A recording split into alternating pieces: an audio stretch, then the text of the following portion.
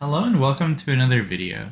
In this video we're going to be continuing on with the TypeScript line 75 and we're going to be doing Kth Smallest Element in BST. So in this problem, given the root of a binary search tree and an integer k, you want to return the Kth smallest value, one indexed, of all the values in the nodes in the tree. So for example, 1 means we want the smallest value, which would be 1 in this tree. And in the second example, we want the third smallest value, which would be 3 in this tree. So the thing to recognize in a BST to do this problem, and that would be pretty straightforward, is that for a BST, if you do an in-order traversal, your array, like if you just have an in-order traversal and you have an array of elements that you traversed, your array would be in increasing order. So if we do an in-order traversal here, let's just use this example too and write out our traversal. So remember, in the in-order traversal, you go left, and then you get the node value, and then you go right. So we start here. So we go left as far as we can. So we go left, go left, go left. Nothing else here. So we're going to put the 1 in here. We're going to recurse back up here. Put in the 2. Recurse back up here. Put in the node value. Then go right. So right, it's left node right. Then we go right. Put in the 4. Recurse back up. Recurse back up. Put in the node value. And then go right, and then there's nothing here. So this would be our result. And once we get an in-order traversal, it's very easy to get the Kth smallest element. It's just going to be the element at index, I think it's like k minus 1, right? Because this is 1 indexed. So the third smallest element would be this one right here, because we have index 3 minus 1 equals 2. So you pretty much do an in-order traversal, and then you do this. And so that is the easy solution.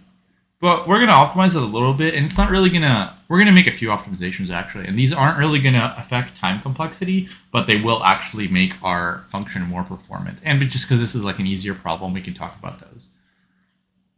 So one of the optimizations we are going to make is instead of storing an array, we don't need an entire array, we just need one element, right? So instead of storing an array, we can just have a variable called result. We'll set it equal to whatever. And then simply, we're just going to keep track of how many nodes we visited. And for every node we visit, we're going to have some kind of an index tell us how many nodes we visited, right? So we're just going to update result to be the next node we visit. And then we're just going to, once our index equals k, we can start our index at 0. And once our index equals k, then we will actually just stop writing to it. And we will also have another optimization saying we're not going to recurse if we already have that kth element. We're not going to write anything else or recurse if we already have that kth element. Because like, let's say we want this element. What's the point of traversing through all of this? We don't need all of that. We just need the one number. So let's kind of walk through this and show what that's going to look like one more time for this example. So instead of an array this time, and we're actually going to use k to tell us like how many elements we need. So we're just going to keep decrementing k until k is 0, and then we're not going to do anything else. So we're going to have a result. We'll just set it equal to 0 or something. And then we're going to have a k. It's going to equal 3 in this case. Okay. So let's just walk through this function now. So we're going to start here again. We're going to go left, left, left, right? You go left as far as you can, then you get the node value. So now we get this node value. So we update this to be 1, and then we decrement 1 from k. So now k is 2. We recurse back up. Now we update this to be 2, decrement 1 from k. And then we recurse back up. Then we update this to be 3, and we decrement from k. And you can see we could just decrement from k until k is 0, and we're guaranteed to have the result be the variable we want. And now that k is 0, we're never going to write any more values. So like here, instead of recursing, we'll just return. Then similarly, we'll recurse back up here. Instead of going here, we'll just return. So we're just going to check, do we need to write any more values? And if we do, then we'll like keep recursing and stuff.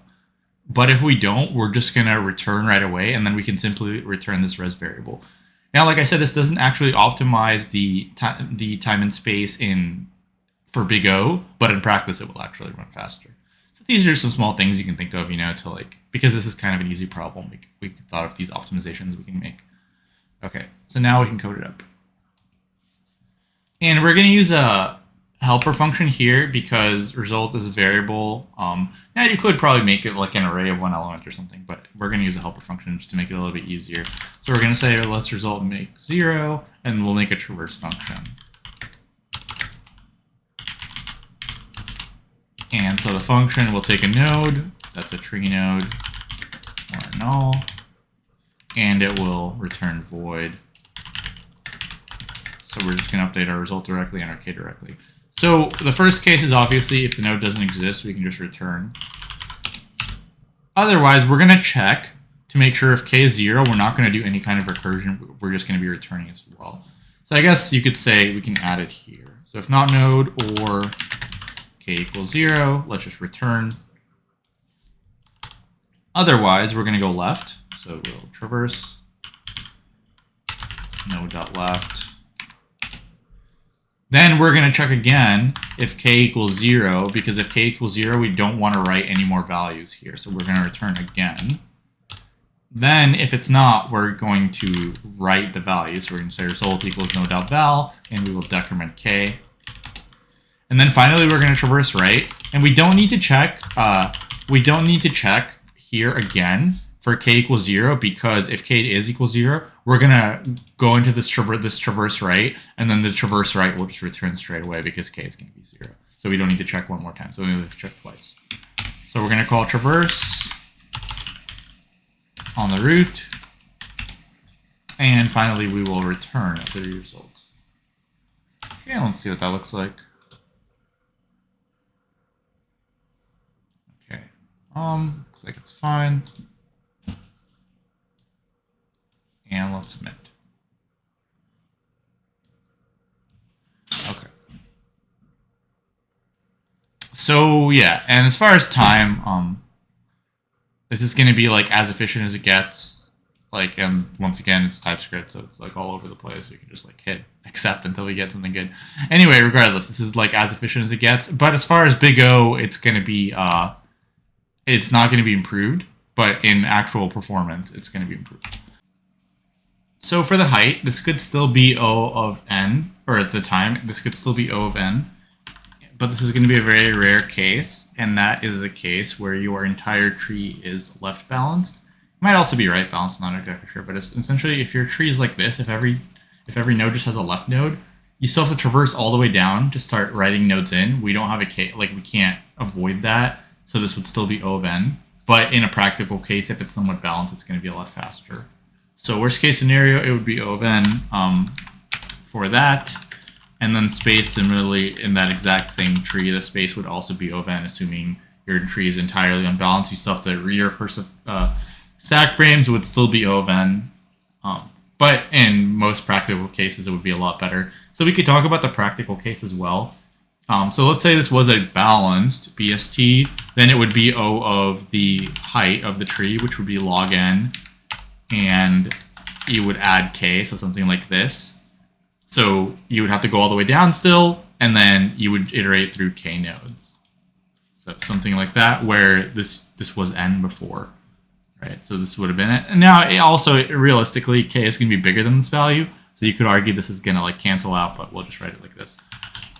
As far as for the space, it's going to be log of n, because the recursive stack frames now will be log n. Yeah. And we did save there as well because we are storing one value as opposed to the entire array, which would be always O of n. So on the average case, we're saving quite a bit. On the worst case, we're not saving anything.